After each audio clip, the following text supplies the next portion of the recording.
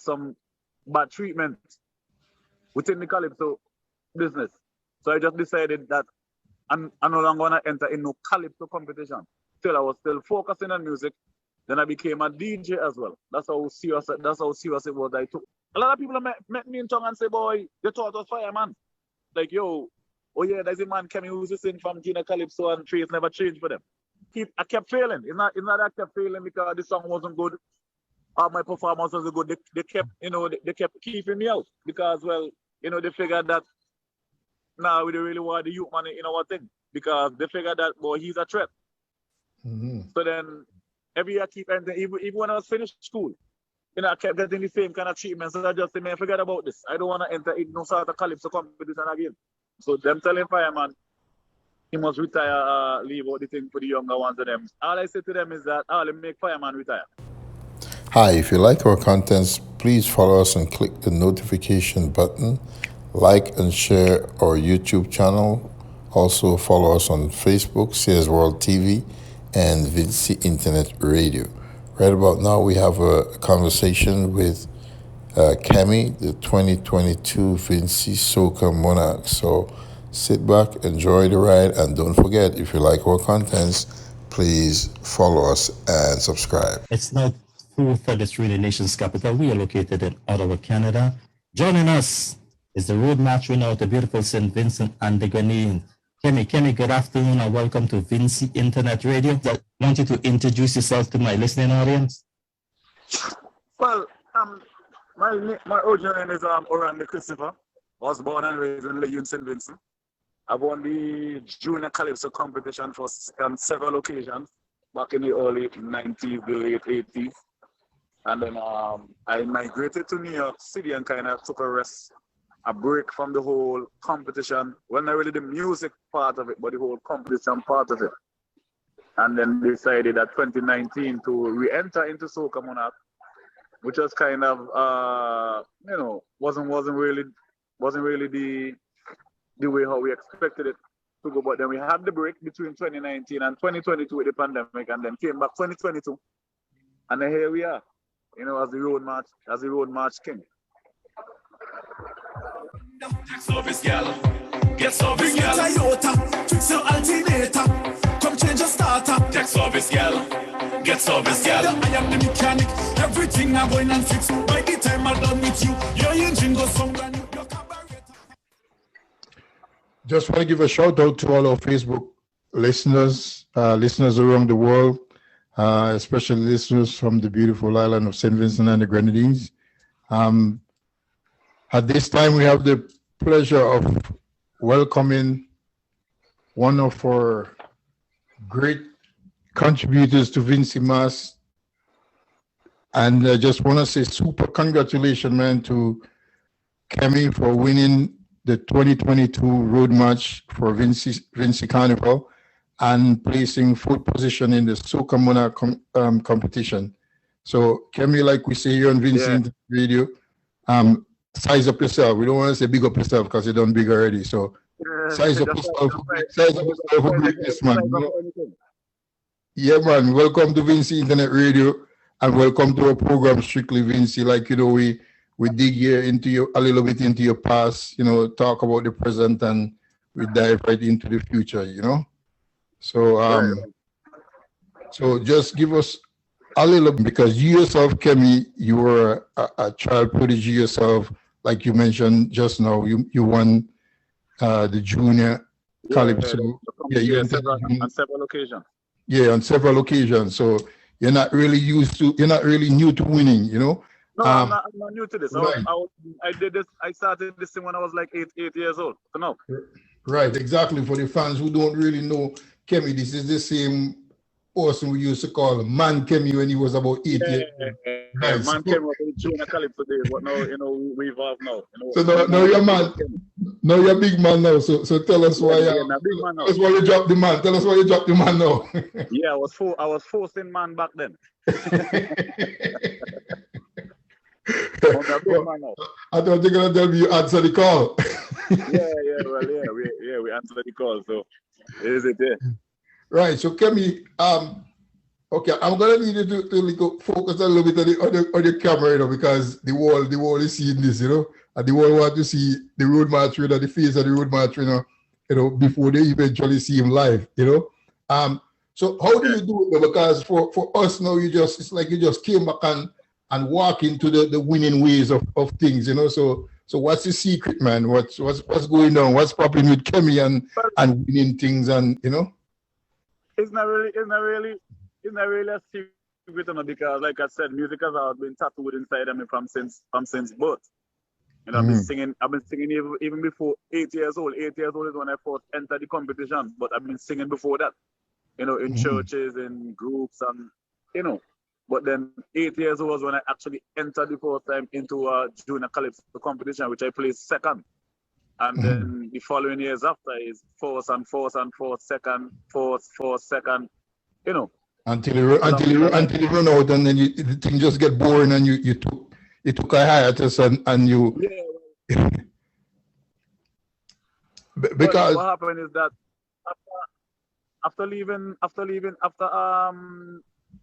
after finishing secondary school and finishing college, you know, I tried to stay into the calypso arena with singing calypso and everything in the competition, but then, you know, I've got some bad treatment within the calypso business. So I just decided that I'm no longer going to enter in no calypso competition. So I kind of stayed out when I migrated to the States in 2000. I kind of stayed away from the whole competition thing, but still I was still focusing on music.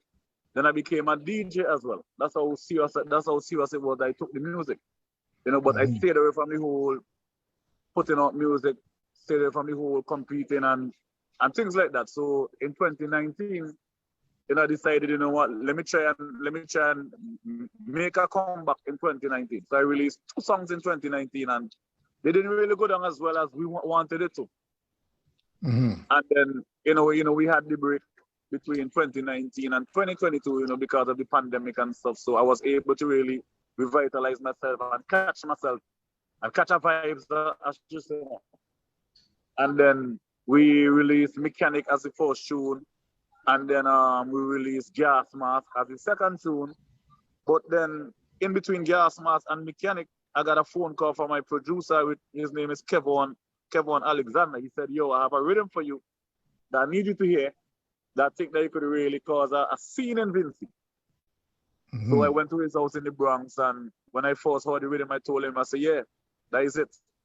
And then we started putting words together right there in the studio. Like I just tell people all the time in every interview, the song was never a written song. It was just lyrics that we just start somewhat making up in our head right there in the studio. So The Call was never really a tune that was written before we had it put down. I wanted to release. It was just a song that it took us like 2 days, you know, to release. I heard the same thing. The same thing went on with Funky Business. You know, it wasn't really a song per se, and then it turned into a song. That's the same like Funky. Funky was never really a written song from Fimba. Funky was a rhythm that parodied, and Fimba just started spitting lyrics. You know, mind your funky business. Because I was listening to a conversation one time, you know, and they say that a lot of things really happen in the studio. You know, like sometimes you go to the studio and sometimes you go to the studio with one intention, but then you might be a little snare somewhere, and the little piece of instrument just give you a whole different dimension. What you went there to do. Yeah, because I heard sometimes you just say a little thing like and then, you know, the producer or the technician man might tell you, but yeah, that's some good man, say that. And then the honest truth is that the whole part where I say, hey, I never had Dicey calling it. It's just that the guy was there when he was there recording. He said, yo, hold on, this is he got a phone call and say, yo, this is the call I was waiting on. And while he got the phone call, I just say, hey, yo, Dicey call. Wow. Right, the simple stuff. Dicey call. And then the whole thing just took off from there. Yeah, so the studio vibe is good, you know, when it comes to those kind of things. But can you say that there was like bad treatment? What do you mean? Was it with the media or within the carnival development committee? was within the whole Calypso Association. I just tell them that all the time. It's nothing to do with the media. It's just the whole Calypso Association. Because I remember vividly, I was a little boy. I was like 10 years old. And 9, I think. In 1990, I made it to the big yard, which is the finals. And then, you know, the senior men them kick up and say, oh, the little boy should be in this competition anyway, because we can enter their competition in school. And I actually got banned for like a year. I was actually banned for a year from competing in the big yard. So you're banned for being good. 2 years after we keep trying, and then, you know, I tried hard, but I kept failing. It's not that I kept failing because the song wasn't good. My performance wasn't good. They kept, you know, they kept keeping me out because, well, you know, they figured that now we don't really want the youth man in our thing because they figured that, boy, he's a threat. So then every year I keep entering, even when I was finished school, you know, I kept getting the same kind of treatment. So I just said, man, forget about this. I don't want to enter in no sort of Calypso competition again. But do you think that break has done well for you? Because if you had continued, you might feel like too complacent maybe. Do you think taking that break was very significant and efficient for you as an artist? Yeah, I think so. I think like staying away, because when I released the song and the song started buzzing and picking up, and people hearing the name Kemmy, you know, most people didn't actually know what the man Kemmy used to sing during the Calypso from back then. You know, most people thinking it's Fireman tune. Yeah. I must admit that was one of those that the first one. A lot of people met me in song like, oh, you ain't released nothing. So I say, yeah, you probably must hear my song and don't know it's me. So I say, yo, that is the call is my tune. Like, yo, that's your song. Well, we thought that's Fireman. Yeah, that tune the bad. So I'm like, yeah, you know, like a lot of people met me in tongue and say, boy, they thought it was Fireman. But then when they start putting the little pieces together, like, yo, oh yeah, there's a man Kemmy who's sing from Gina Calypso, and you know, but the older folks know me. Some of the older folks would have known who I am because the face never changed for them. Right, you know, right. That who started gravitating more to soca music now, trying to put a face for the name. By just saying the name Kemmy. You know, a lot of them might know me through social media because of Facebook and stuff like that. Right. You understand? But they never actually seen me before. Until when I went down for carnival, they started putting the face together. Oh, there's a youth man who's sing from Junior Calypso back then, and you know that's why a lot of people were saying, oh, he ain't no newcomer to the stage. He knows how to perform. He knows how to use up on stage and stuff like that. You know. So can we walk me through, because I think I'm a few years older than you, but we were all children at that time when you were a childhood star, or let me say childhood prodigy. Who were your heroes growing up? I know I read that at Beckett, but apart from the elders in the business, who were around your era? Who was your hero? Because Beckett and the family have a very close relationship. So I always idolize Beckett, as he has always been my idol for the older ones. But for the younger one growing up, I always idolize Papa Das. You know, Papa Das was my idol growing up because me and him never really competed in any competition. I really wanted to compete with him in a competition, but when I entered junior school, he was already in seniors and stuff. Gone in the big league. I never really got any chance for him to really compete together, whether or not in the big yard or not. But he was always my idol as a youth man growing up in school. You know, because of his dance tactics and you know the way how he used to use his face and stuff like that. You know, Beckett will always be my idol because of the way that Beckett carry himself as an artist, and you know, Beckett voice never changes. And you know, it's still amazing as to how Beckett voice is still the same. True. After all these years. Consistent, you know. Yeah. So Beckett will always be my idol. Okay. So let me ask you before CP comes in, another childhood prodigy, Marshall Montano. How much of a factor? Man, that's my boy, man. Marshall is my boy. He's my idol. Marshall is my boy because of the fact that I see myself in Marshall's body. The people meet me and say, boy, you should have been the Marshall Montano Vincy because I grew up from the same era. Absolutely. You know, so I always idolize Marshall as well up to this day. because of the fact that we grew up from the trenches, from the roots. Yes. From singing calypso. Yes, from singing calypso, transform into the soca music, now transform into a king. So I see myself in his body like, oh, Marshall won a road march, Marshall won multiple soca monarch. Now here I am as well as a road march king as well. Right. And for that, I ask about the break, if you think that would, because I can tell you for sure, around that time, it was, okay, Papa Das, like you say, was a little bit thing. Then you came, or Marshall, you and Marshall came, and you were the Marshall of St. Vincent around that time. Even me, myself, I went and I tried to write a song when Marshall won. Yeah. This year, Too Young for Soca, you know? Too Young for Soca. Yeah, Too Young for Soca. And people might think that because Marshall is a big star now, you're saying that's your boy, but I believe you when you say he played a good influence in your strategy as a musician slash artist. Yeah, well, just like I said, just with the mere fact that I saw him I put it like this. I actually watched Marshall and I grew up together. He might be maybe a year or two older than me. Right. We actually grew up together, because when I say we grew up together, he started singing from the age of 8, the same as me. Mm-hmm.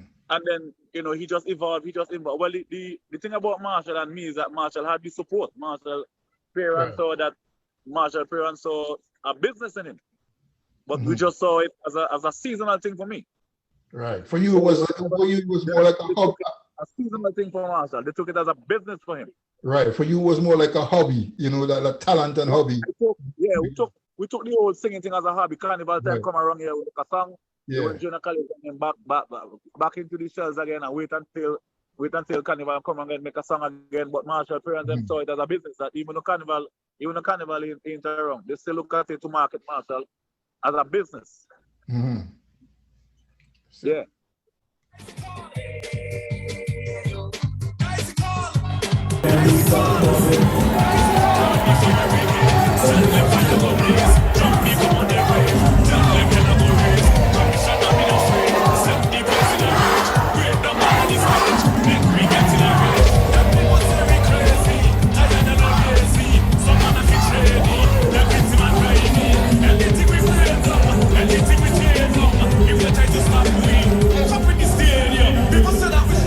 You listen to the Fresh Queen song, you listen to Vincy Internet Radio. We have with us Carnival Road March winner in 2022 at the beautiful St. Vincent and the Grenadines, Kemmy Christopher. Kemmy, as a youngster, when you were growing up as a youngster, what was the first thing that you involved in? I know kids always like to run around and we do different things when you're small, especially in the vacation. What's some of the things that interest you when you were young? Most of the time as a kid growing up, I was involved in sports. Like, whether it's volleyball, I'm a volleyball fanatic. I'm very good at playing volleyball, very good at playing basketball, very good at playing soccer. So sports has always been in our genes, because my whole family is athletic. From my sister to my mother, my aunts, my uncles, they all play sports. Right? Currently I have my little brother now, who is the current goalkeeper for the national team for St. Vincent and the Grenadines. I have a sister who played professional basketball in San Antonio for Silver Stars. Her name is Sophia Young. I have another sister now who won multiple MVPs and most outstanding players for netball and volleyball, along with myself as well. Won multiple MVPs for volleyball and for soccer and stuff like that. So I grew up in sports as well. When I'm not doing music, singing Beckett's song, I grew up playing sports, whether it's cricket, volleyball, soccer, running, whatever it is. So. And you have one of the professional soccer coach also from Altaleu, Mr. Ezra Henderson. Who is that? Who is that you're referring to? Ezra Henderson. Oh, Ezra. Yeah. Oh my God. Ezra, that's family. Yeah, that's my cousin right there, Ezra Henderson. I forgot all about Ezra. Oh God, boy, don't kill me, cuz boy. Yeah. So sports has always been in the family from ever since, from generation to generation. Even the younger kids now start playing sports. Even my little my little son. He's 5 years old and he's into basketball and American soccer. I'm trying to get him into the Caribbean soccer part of it, but boy, kind of hard, boy. I know how it is. How much did fellas like Ron Pampy have influence on you? How much influence did he have on you? Well, Ron, Beckett, well, I should say Ron and Beckett because they're from the U. Them guys has always been like the trendsetters for us. Them is the roots for us, paved the way for us. So I always had the greatest respect for Ron and for Beckett. You know, actually, my Ron was on the phone yesterday talking, and I told him yesterday my 5 favorite songs for him is like Keep Loving Me, Sickum, Banana Police, and you know, so me and him had a long time. I always had a lot of respect for Ron up to this day. You know, so they did play a part in my career as well, growing up as a youth man, because I used to try sing like Ron. I used to sing Banana Police from here to there. I used to sing Keep Loving Me the same. I sing Beckett Teaser. You know, so I used to like, you know, admire all them guys used to like perform and sing. And sometimes I go on a show and I might do a little shake like Ron, I might do a little dance like Beckett. You know, because well, you know, those guys has always been influential to me. You know. And just to let you know, he's part of the Vincy Internet Radio family too. I was having a discussion with him yesterday as well. Big up Ron. Yeah, a very, very, very nice person. A man. Nice personality. Now, after you left St. Vincent and the Grenadines, what sort of, then you say you became a DJ. Tell us a little bit about it and your radio personality. What caught you in New York?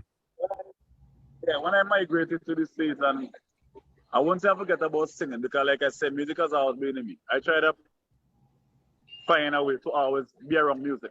So I started with CDs and started, you know, going, playing in parties with my friend Snuffy and me. And then when the whole stuff with the whole, there was a radio station that was formed up here, kind of Vincy radio station, and Soca Jones was the one who was more in charge of it.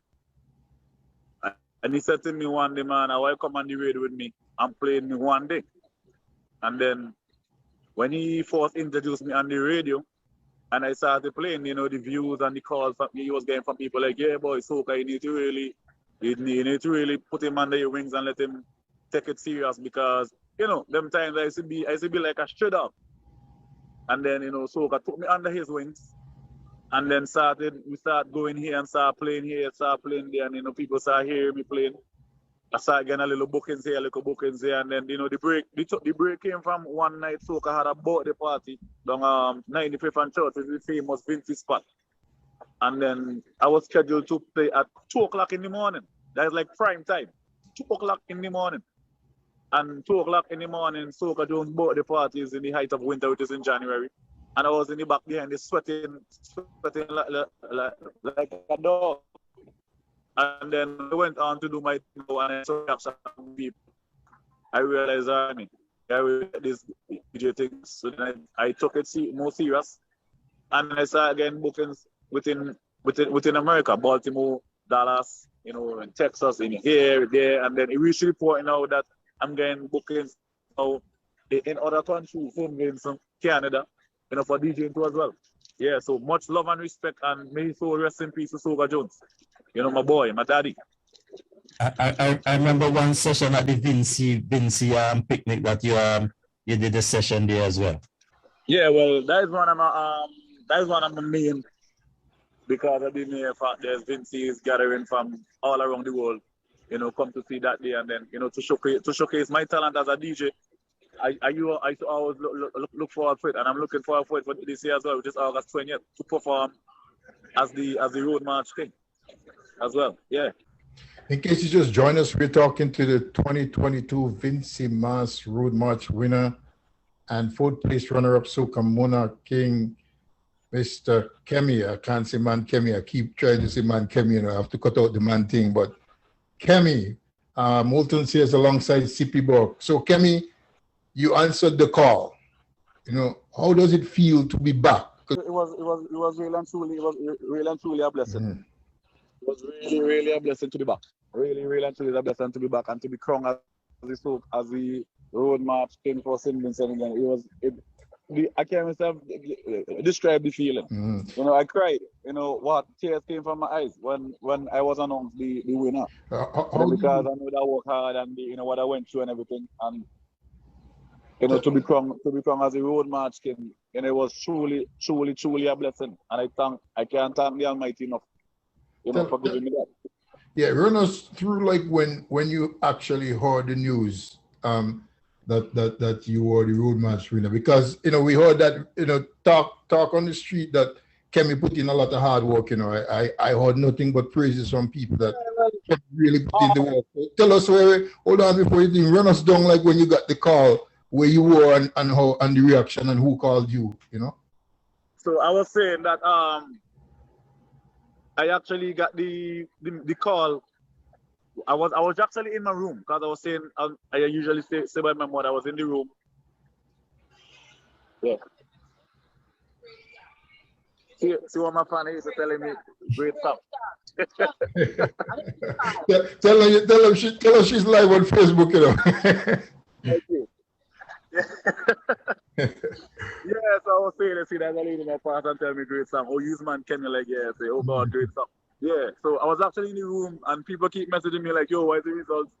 And I keep ignoring all the messages them until well, my mom ran into the room and hugged me like, hey, you did it, you got the road match. And then from she said you got the road match, messages start coming in my phone like crazy.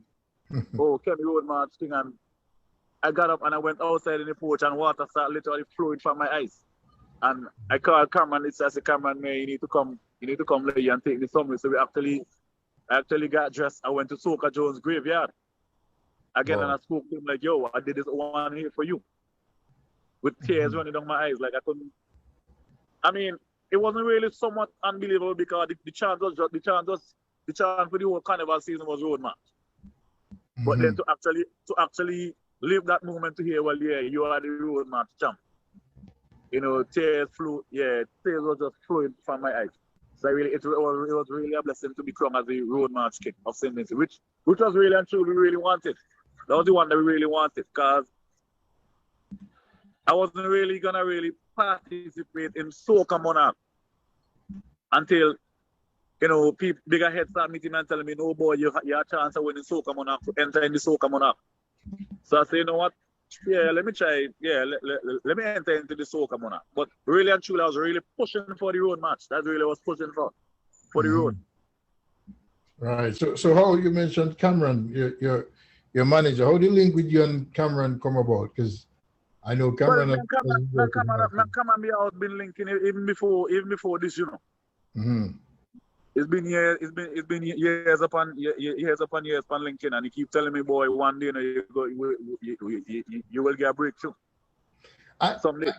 I read or listened something somewhere that you know fans or folks around you actually encouraged you to pick up back the mic, because you, like you said, you were engaged in DJing. I know you love the music business, so you never really left the music scene, although we didn't see you as a performer. But like even I was reading something that you went to a show in Atlanta and you performed. Tell us about that experience after the show. That's really and truly where it started, because I performed in a show in Atlanta along with Iowa George, Nadia Batson, Lyrical, Adamo, and my other band called Vibes Evolution Band, you know, which is a Trini mixed band, but it's more Trinidadian players. And then, you know, when we finished performing for the show, you know, Iowa came to me. I was like, man, your energy level is just crazy. And then Nadia met me backstage and she was like, do you do recordings? I said, no, not really. I don't really involve myself in it. And then she was like, you need to pick up your microphone and start doing the thing. So when I started getting kind of encouragement from those guys, Lyrical and Iowa George and them guys, I say, you know what, I called Cameron and I say, boy, you know what, boy? Yeah. Let we go. We have to do this. So then we just start putting pen to paper and then start the tracks. So that's how the whole thing started, because I didn't really want to involve myself, not to say not in music, but I didn't really want to involve myself in competition thing, and you know, but That is just the encouragement from Iba George and Nadia Basson and Lyrical and Adamo. Because all of them said the same thing to me on different occasions. Yo, Kemmy boy, you Lyrical especially, because I know Lyrical from, even before Lyrical started singing soca, I know Lyrical. Yeah. So then he's like, boy, I don't tell already, you know, Dan. You need to really talk about this thing serious, boy. You can really create a vibe. So I want to write a song for you and like, little boy, I will see how you go. And then, you know, here from Nadia, from a female perspective, saying, boy, your energy is just crazy. And think because we just took that show that same night and just level up the show. You know, boy, it with cover songs and stuff, you know, Marshall songs, these songs. And then, you know, there was encouragement from those guys said to me, say, you know what? All right, I'll go ahead with it. Yeah, so that's how the whole thing started off. Yo, Kemmy, I don't know if you believe it's destiny, but nothing happens before your time, and there is, that's destiny right there. Because let me put it together for you. You won with this song, That Is the Call, and you say it wasn't even meant to be called. That wasn't even meant to be the song, but it's like you got the call from. It's like you got the call from the people around you. As a matter of fact, the whole lyrics of the song was not meant for the song. Like I said, when I first heard the rhythm, the intro, the rhythm, I said to the producer, Kevin, I was like, yes, that is it. And then I had the headphones on my ears and I started singing, call the fire brigade, tell them fire go blaze, Jumbie come out they grave, tell them hella go raise. That thing just start coming from the top of my head, like, all right, them people say we crazy, tired and no lazy, some man acting shady, them pincy man dry me. Them things was just on the top of my head. Hey, we never had the call in it. Right. We just had, hey, then a break. Hey, then after he said, that is the call you waiting on, I just said, boy, you know what? That is the call. That is the call. And that's exactly my point. That is the call, because they have Nadia, Iowa, and all those guys. Everybody's telling you pick up back the mic. That is the call. That is the call. So you know, irony, but it's destiny, you know. Yeah, and then the whole second verse as well. When they announced, oh, we are carnival. Because first the producer said to me, yo, you can put some lyrics to this. Say, as soon as possible, I said to him, all right, just give me 2 minutes. And I started for me, no. So I said, all right, just give me the headphones. So while I start humming something, I just say, 1 and 2, all of them. Marty come back again. Me and all of my friends jumping up till the end. Put a them up me the gates. That is a mistake. Head it gone out of space. Big and burn out the place. Let me just freestyle from the top of my head. It's just freestyle from the top of my head. No lyrics. This song was never a written song. It was never written. Wow. It was never something that we had put down and say, yeah, we had the song put down for years and now we released it. It was never like that. It was never like that. It took us 2 days. The Tuesday when I went there to hear the song, I started putting some lyrics. The Wednesday I went back, and by Friday the song was released. Wicked. So and then from the song release, I started getting phone calls from Madzard. I got phone calls from Luther. I got phone calls from people within the CDC saying, "Oh, we just heard a song. That is the call. That is you."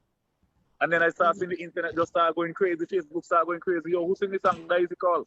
And then listening to the radio station now from up here, people start requesting the song like crazy. That is the call. That is the call. Yo, who sing That Is the Call? And everybody was just like, yo, who's this unknown kid? You know, and then there's this crew that we call the Beehive crew down in Sydney. So they took the song as the anthem. In the beginning of the song, I say, yo, you see when them beats start buzzing, it's a different thing. Was never really with the intent of the Beehive crew. But then when they heard the song, that's one of the biggest crew, I should say, the biggest crew in St. Vincent. And then them guys took it up on themselves and say, yo, that is the Beehive anthem. Wow. And then I was supposed to actually be home on the 19th of June, which was Father's Day Sunday. But then I got a phone call from a particular person saying, you gotta come home before that. So then we went and I did the shift on. And then from I land on the same Sunday, which is the 5th, I went to South Leeward Carnival, and then from there, that was it. I got no rest. The song was just buzzing all over the place. So Kemmy, how some people find it very difficult to be on foreign soil and compete in competitions back home. How difficult is it though, as an artist on foreign soil, to be really relevant for Vincy Carnival? Because not everybody could afford to go home during Carnival, you know. Well, So how see, difficult is it, you know? The reason why I was able to differentiate myself, because well, I always travel, I always be home for in St. Vincent. I'm always home for Christmas. You might cutting out. We lost your audio there. I think you're on mute, Kemmy. Yeah, we know Kemmy, because that's one of the reasons why I went home that early too, because some people could put the face with the song. Like people hearing the song, but they know who the person is. Cause even when I went to, people telling me, boy, you have to go country, you have to go down Leeward, you have to go, everybody could really get familiar with you. So it wasn't really big of a deal to me to be as an international artist traveling home and doing it, because well, I'm always home. Like every Christmas I'm home. Like every chance I get, I'm in St. Vincent. Okay. So I could literally drive with my eyes closed and go from one end to the other end. So yeah. Yeah, bless up, man. So let's turn a little attention to Soca Monarch, right? You competed with, amongst some veteran competitors, including Fireman. Yes, me have to mention Fireman name, another Leeward man, right? Yeah, another Leeward. Right, and it is said that you, and I think you're the best person to ask this. One, I want to ask you, like some artists, the rumors were that one of the rumors was that the veterans should make way for the youngsters, but you yourself, hold on, you yourself, you're the best one to ask this, you're the best one to ask this because you've been in the business a long time, so technically you're a veteran, and then you just come back, so you're one of the young tiger as well, so how do you react to such attitude towards the elders?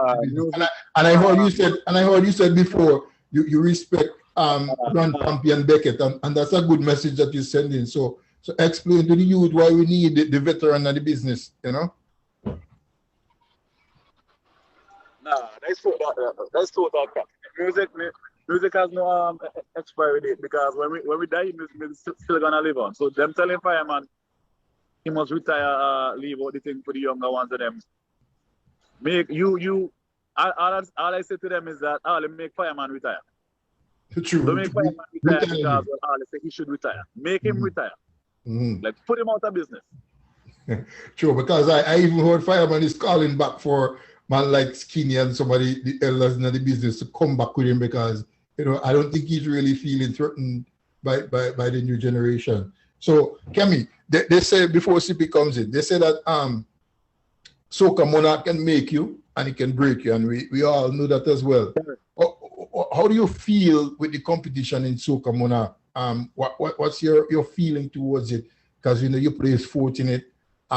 What's the feeling like in Soca Monarch, especially when there are guys there who have won multiple times and stuff like that? Man, listen, the whole feeling of being in a competition with Fireman, like I told him backstage, I say, boss, being in a Soca Monarch competition is used like being in a finals versus Jordan or Kobe Bryant. You bring out your best.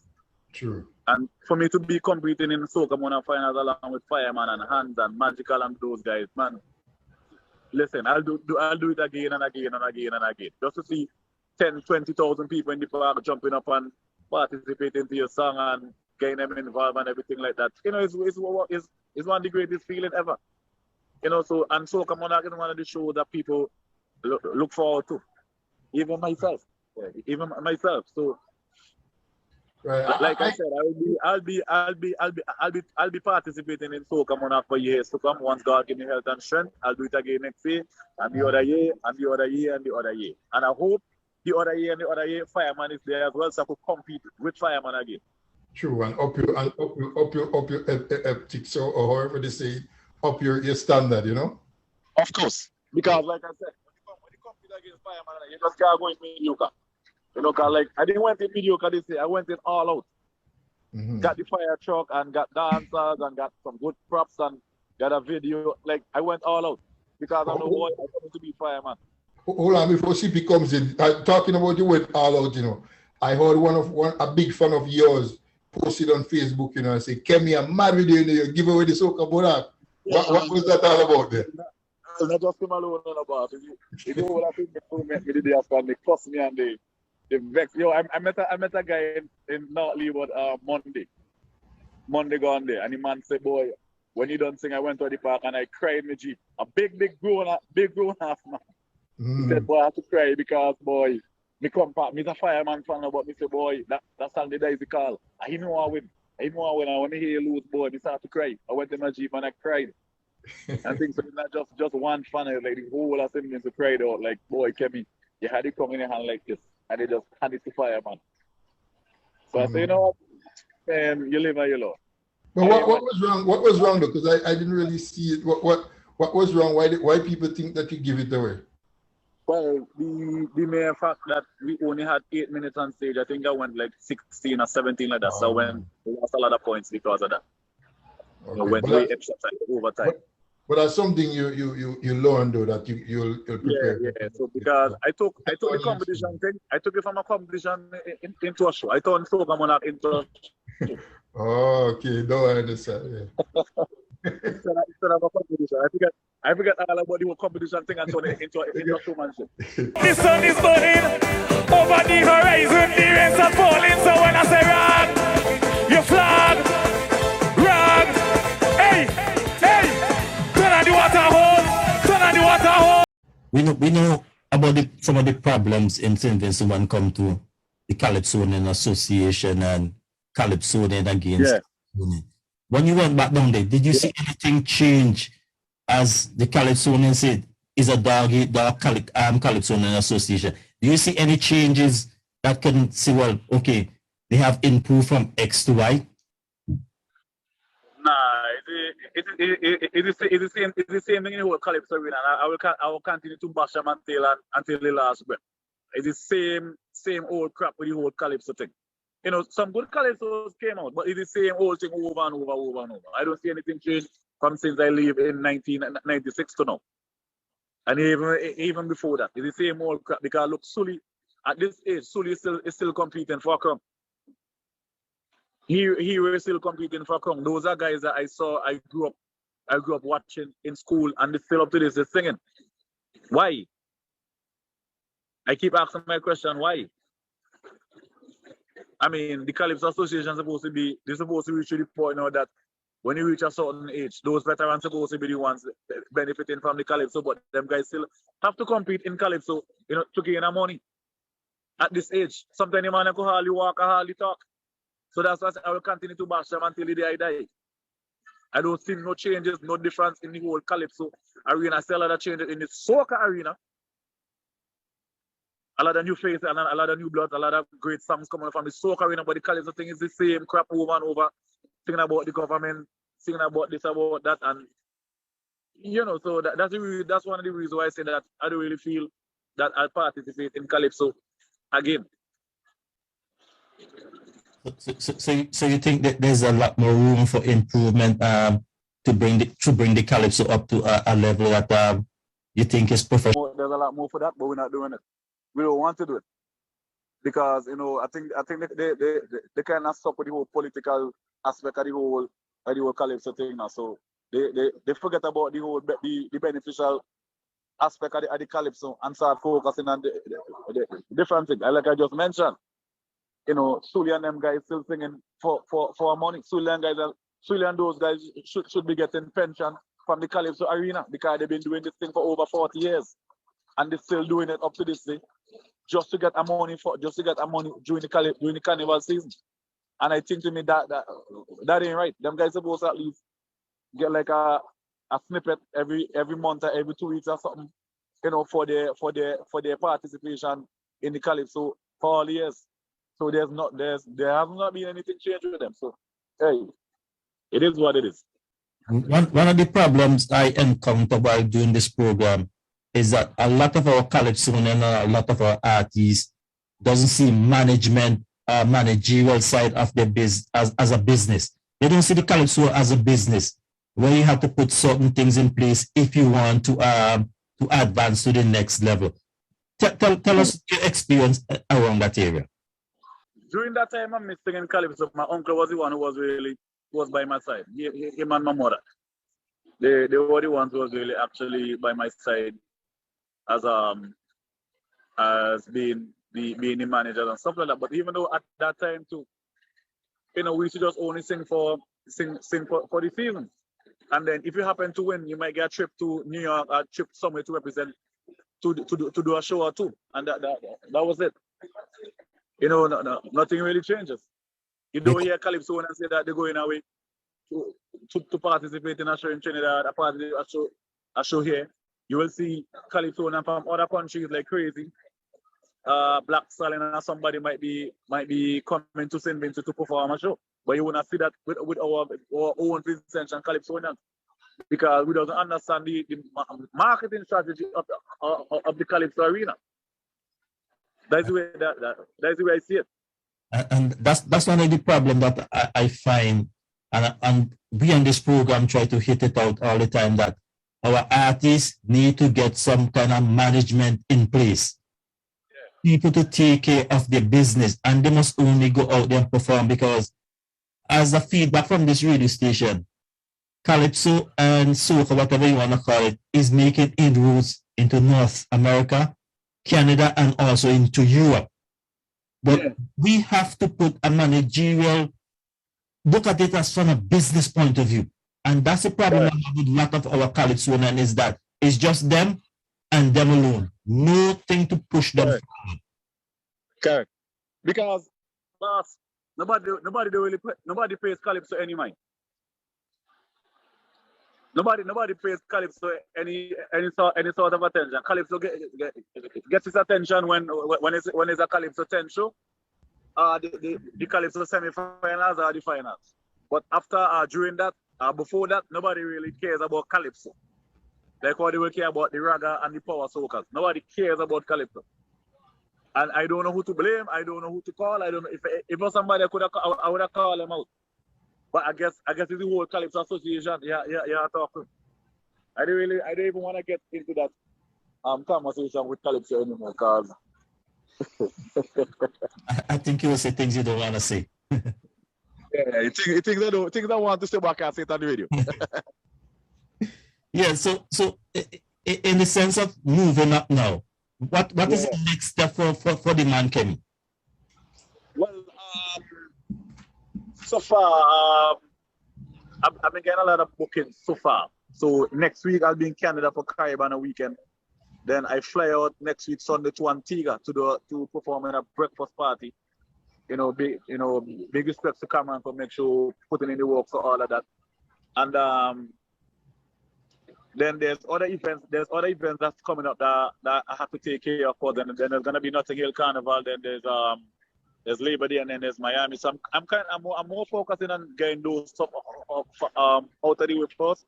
But then there's things in store for me, because people that are say, boy, I come better next year. But I was telling boy, the hardest part is the hardest thing is to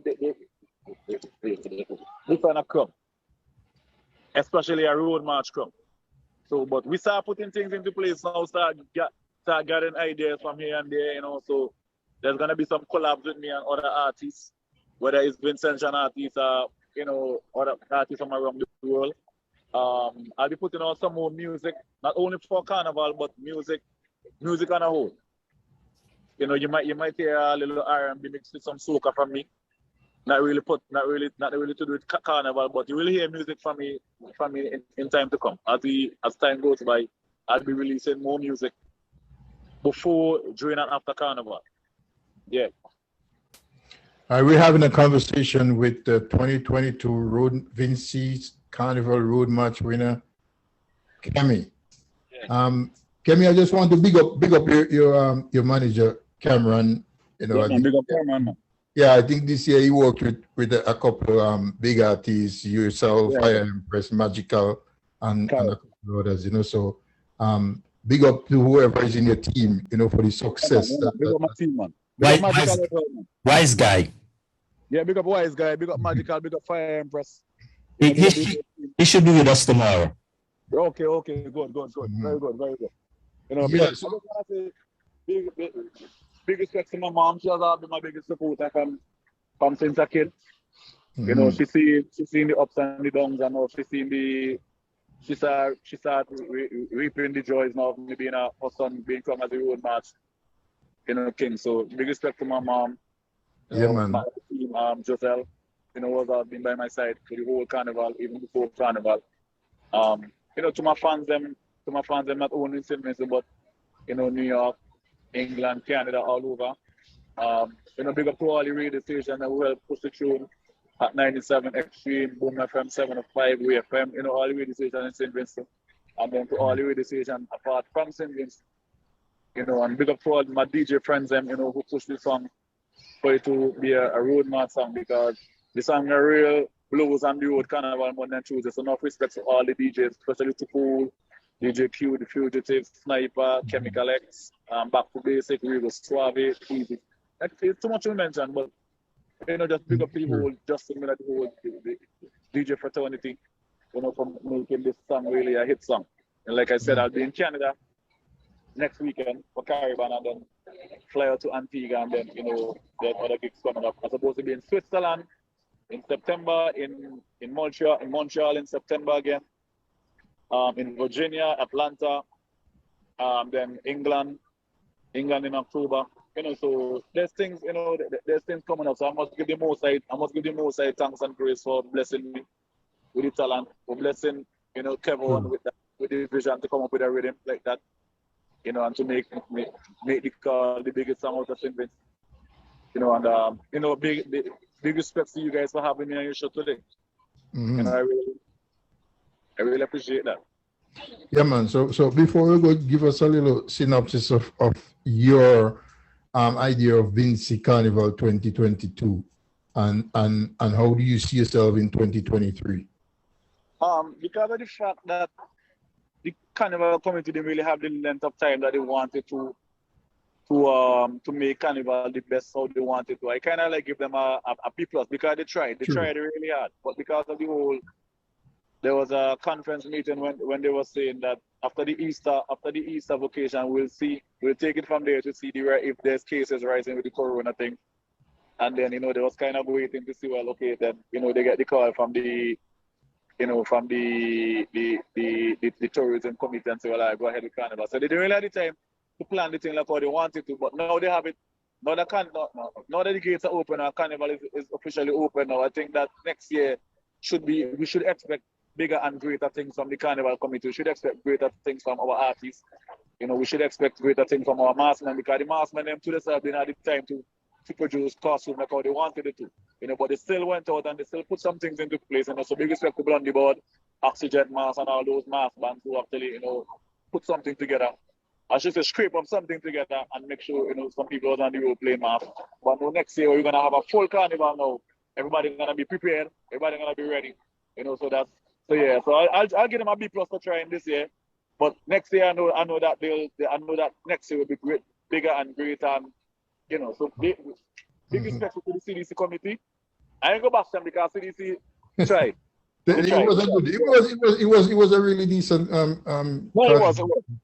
for the time that they had to prepare. So, exactly. For the short time they had to put a carnival together. And the artists really came through this year. They had some really good songs. Really good songs. The competition was good. Can we just give our listeners a chance to know where they can follow you? If they want to become a fan, and if they can follow what Kemmy is doing about, you know, your social media and where you can follow me on Facebook at Kemmy Christopher on Facebook. That's Kemmy Christopher on Facebook.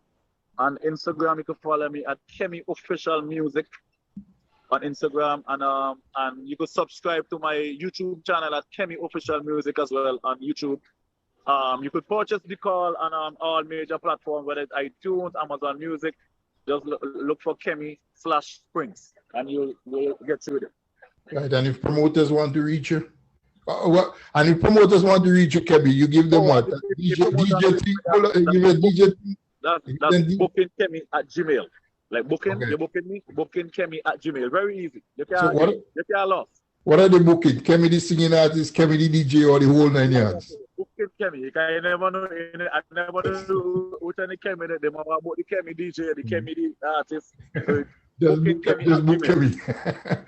Kemmy, man. Just book Kemmy, man. Book me. Yeah, big up to you. Again, big up to your manager. Big up to all the producers you have worked with. You know, big up to your team again. Big up. And it's been an absolute pleasure, man, to get some of your time to share your story with us. You know, so continue to make good music, Kemmy, and we're looking forward to seeing you again on Vincy Internet Radio, because we don't just push the artists aside, you know, we keep up to date with them, and we always have them in our mind to promote them and push them forward. So for now, man, Molten says, I give thanks to you guys, all right? I love you guys. Enjoy the rest of the weekend. Be safe. Stay hydrated. Thanks for joining us, man. Thanks, call. And we'll see you again.